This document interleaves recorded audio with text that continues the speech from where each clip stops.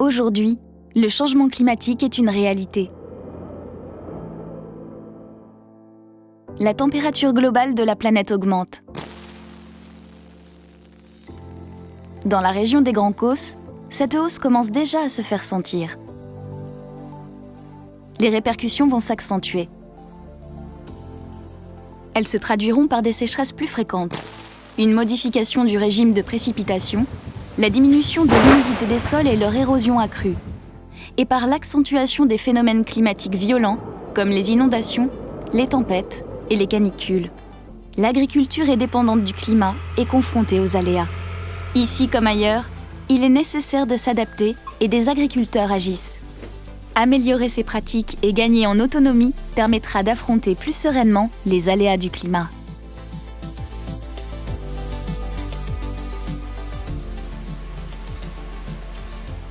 Le sol vivant est le véritable outil, la matière première de nos cultures.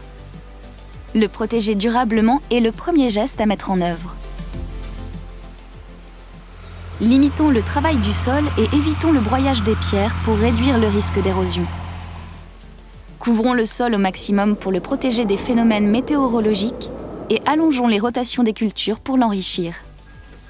Valorisons les effluents de nos élevages comme engrais naturels pour nourrir le sol.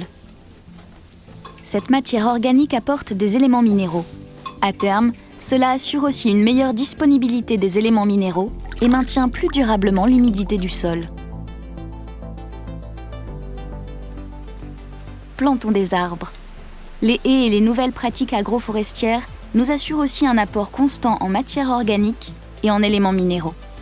Les arbres jouent un rôle essentiel. Ils limitent les risques d'érosion, facilitent l'infiltration de l'eau, protègent les cultures et les troupeaux du vent et du soleil et maintiennent un microclimat plus humide.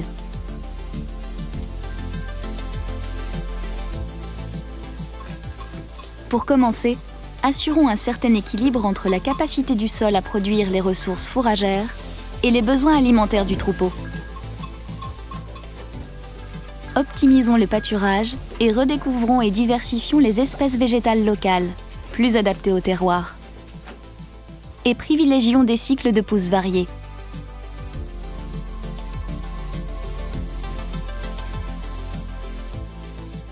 Ces pratiques assureront des cultures plus résistantes face aux changements de demain.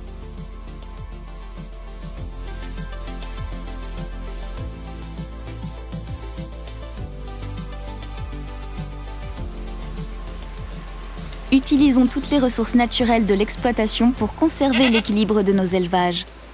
Ainsi, les pelouses, les landes ou les bois participent à l'alimentation de nos troupeaux en valorisant l'herbe, les feuilles ou les fruits des parcours. Développons le sylvopastoralisme. Il assure une pousse décalée de l'herbe dans la saison. Il permet aussi de valoriser le bois en énergie ou comme matériau. Rappelons-nous qu'il y a toujours eu de bonnes et de mauvaises années. Les mauvaises années risquent de se répéter plus fréquemment avec le changement climatique. Il est important de s'y préparer et de s'adapter. Mettre en place ces bonnes pratiques sécurise le système agricole. L'exploitation gagne en autonomie. Les charges sont réduites.